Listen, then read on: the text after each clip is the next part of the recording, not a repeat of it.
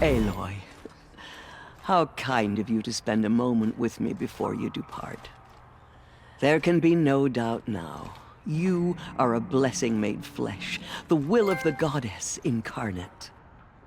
It's really not that simple, Tirsa. But I guess it's close enough. I know the path ahead will be dangerous.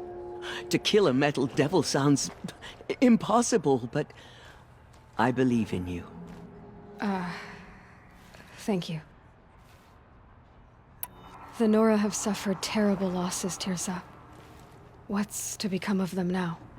That will be for the goddess to decide. Only she knows the future. For the moment, my sister matriarchs and I will see to the wounded.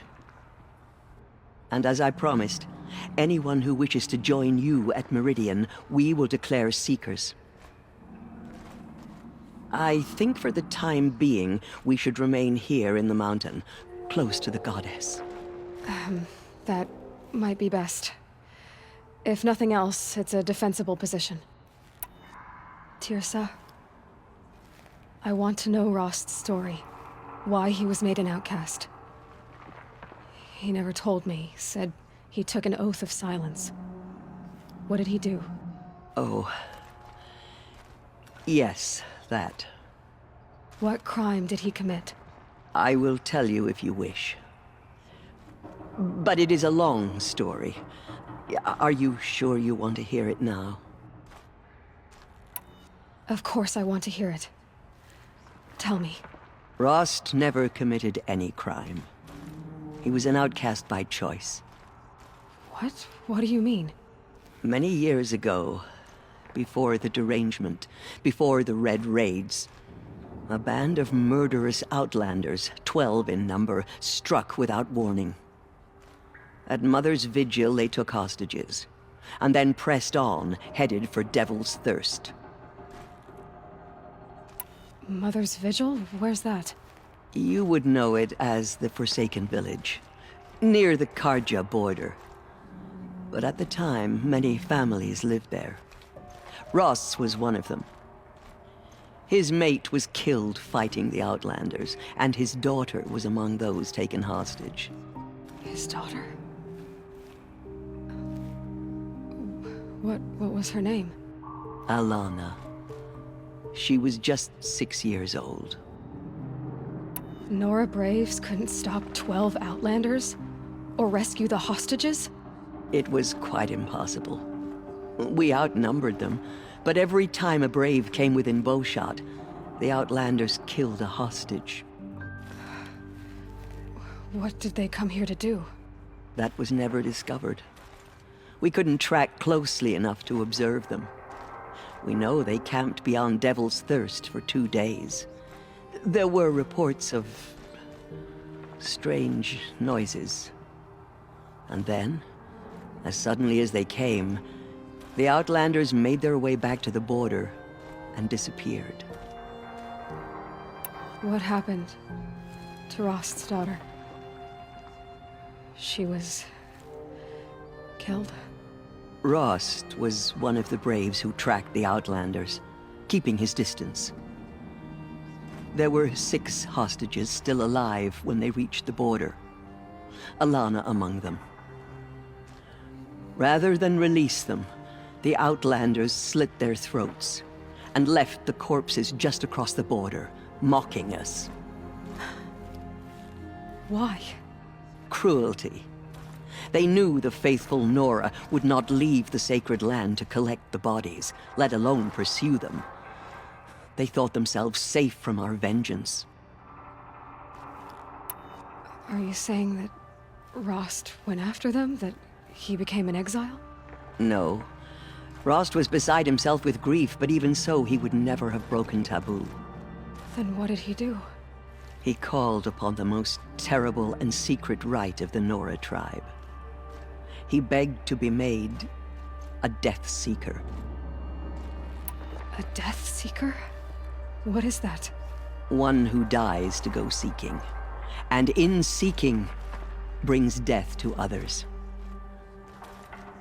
The ritual drags the spirit from one's body, releasing it to All Mother's care.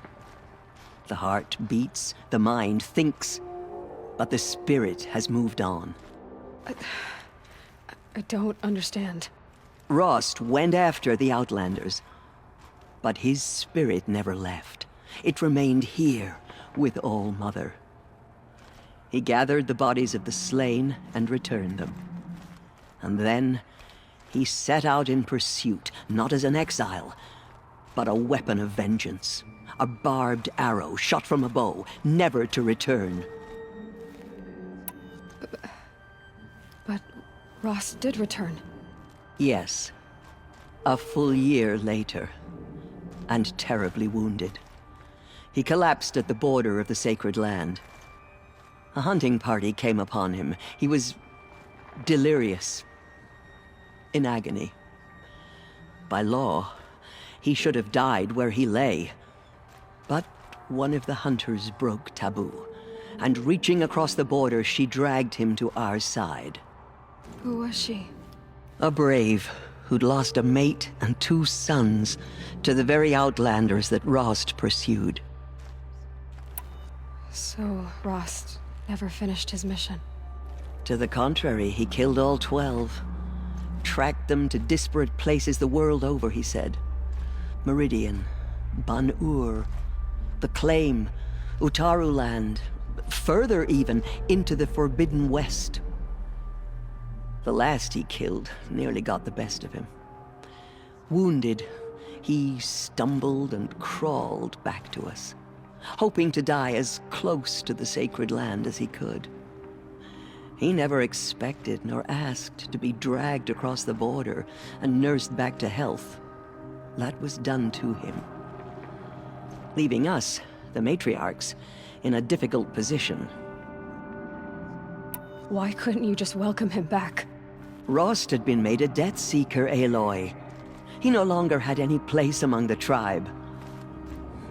By law, he should have been driven back out. But we couldn't bring ourselves to do that, so we offered a compromise. You made him an outcast. Yes.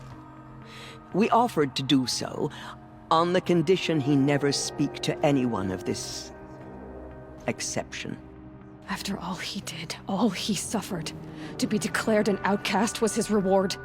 Rost was overjoyed. He never expected to live another day in the sacred land, let alone the embrace, so close to the goddess. He resolved to spend the rest of his days in solitude, and was happy to do so.